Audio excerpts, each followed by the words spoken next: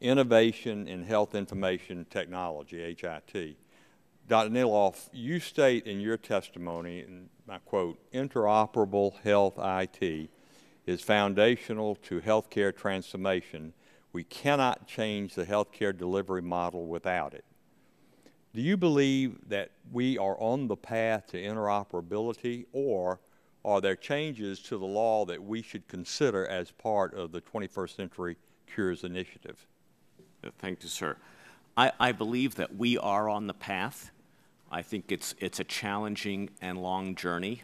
I think we can help accelerate that path with some of the suggestions I made in the response to my last question. I think a good example of that is the work that we've accomplished with the Commonwealth Alliance, where we've brought together essentially competitors to collaborate and work together to be able to move patients' health information with their consent around a healthcare system. We have pilots in place today. It's working. We have tremendously positive feedback from both patients and providers. So I think, sir, that we are indeed on the path. Well, I agree with what you said, and I hope we are. But I'm very concerned. The RAND Corporation report that was published last month found that the main EHR, electronic health record vendor, with over half of the stimulus dollars paid out to medical providers going to their customers, was operating a closed platform, which in essence means that they cannot be interoperable. And Congress has spent, as we all know, something like $24 billion over the past 6 years buying products to facilitate interoperability, only to have the main vendor under the program, Epic, sell closed platforms. Do you believe that the federal government and the taxpayers are getting their money's worth, subsidizing products that are supposed to be interoperable, but they're not? And I'll ask any of the panel if they want to weigh in on that. Yes, Dr. Jaron. If I may, Congressman, thank you. One of the aspects that we've been pushing for when we discuss interoperability is medical device interoperability, and I mean very specifically home use medical devices, because interoperability can be many things.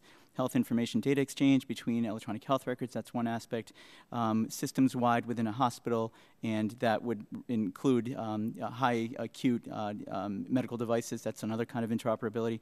But when you leave a care facility, the electronic health records incentive payment program right now that's run by CMS and the ONC, which you have quoted, the $24 billion, and I believe it goes all the way up to $27 billion.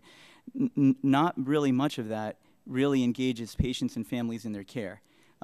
As part of the meaningful use stages, stage 1, stage 2, and stage 3. In stage 1, they described that they were looking at potentially including uploading patient-generated health data into the electronic health record. That would be a way of interoperability. That happens right now because there are many companies that are actually doing that and allowing medical devices that are used at home, like wireless glucometers, for example, wireless sensors on inhalers, et cetera. That information can go straight into a portal. It can easily go into an electronic health record, but that's not something that's happening at all. Yeah. And part of that is because the meaningful use stages have not actually stated that very directly. Yeah. They should. Well, Mr. Chairman, this committee has primary jurisdiction over the Office of the National Coordinator, ONC, and the HITECH Act that is responsible for the tens of billions of dollars being spent on non-interoperable products. If the June 2014 RAND report is true, we have been subsidizing systems that block information instead of allowing for information transfers, which was never the intent of the statute.